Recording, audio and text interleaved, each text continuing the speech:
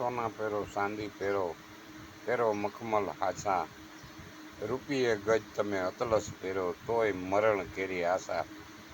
મિત્રો, આ સંતોએ જે શબ્દ બનાવ્યા છે તેથી અતલસની કેવી કિંમત હશે.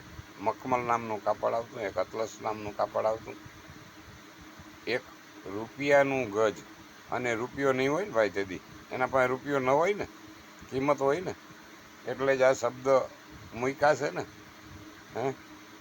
એટલે એ સંતોએ લખ્યું છે કે ભાઈ આ બધું તમે પહેરો પણ છતાં મરી જવું પડે એમાં કાંઈ ના હાલે.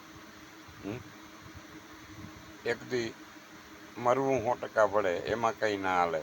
પણ તેથી આ કાપડની કિંમત કેવડી હશે. અને તેથી એ માણસો પાસે રૂપિયો ક્યાંક ક્યાંક માંડ મળતો હોય છે.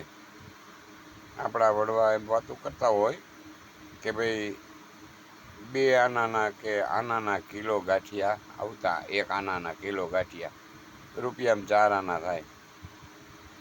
તો 4 કિલો ગાંઠિયા લેવાના પૈસા તેદી ના હોય ને. ગાંઠિયા હતા તેદી ગાંઠિયા બનતા ભાઈ. પણ આ હોય નહીં. આજ આવો જમાનો આગળ તો જો ઢગલા પડ્યા રૂપિયાના ભાઈ, કોથરા ભરીને ઠલવે. પણ તમારા સત્કર્મ ક્યાં? કાંઈ નંબરે. તમને મૃત્યુ યાદ જ નથી કે આપણે એક દી મરી જવાના છે ભાઈ. આ કોથરાઓને શું કરવા? ભેરા નથી બાંધી દેવાના. એક કવિ એમ લખ્યું છે કે કરી કુળ કપટ સલ માયા, ધન લાખ કરોડ કમાયા, ચંગ ના ચલે અધેલા, ક્યું ભરે તું પાપ કા થેલા.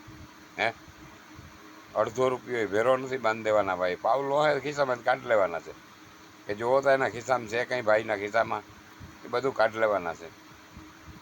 એ કાઢી પહેરેલા લુગડાય પણ કાઢી લેવાના છે મિત્રો. એટલે સંતો એમ લખ્યું છે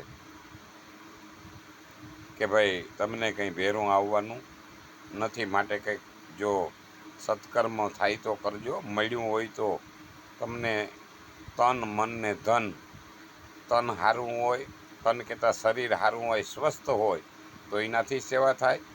મન સારું હોય તો એનાથી સેવા થાય. અને ધન જો મળ્યું હોય તો એનાથી થાય.